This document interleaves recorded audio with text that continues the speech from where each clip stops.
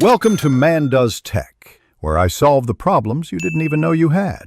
In this video, I will explain how to use Grid in Python. Grid layout is a powerful way to organize your graphical user interface elements, arranging them neatly into rows and columns, much like a spreadsheet. This method provides excellent control over the positioning of each widget, making your interfaces both structured and adaptable.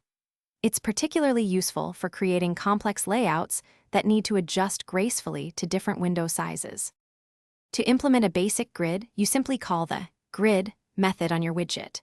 For example, a button can be placed at row 0, column 1 by specifying button.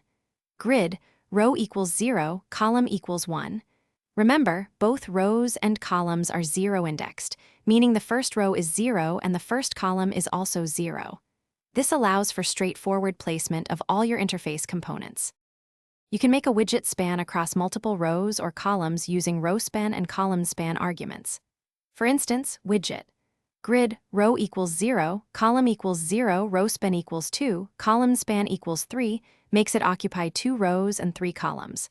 Additionally, Pags and Paidy add external padding, creating space around your widgets. You can specify these in pixels, like Pags equals 10 and Paidy equals 5, for better visual separation.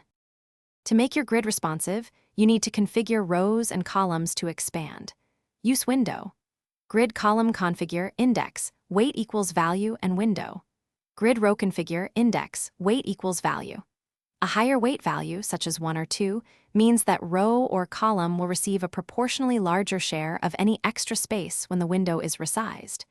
This ensures your layout adapts dynamically and looks good on various screen dimensions. Thanks for watching. If you found this helpful, don't forget to like and subscribe.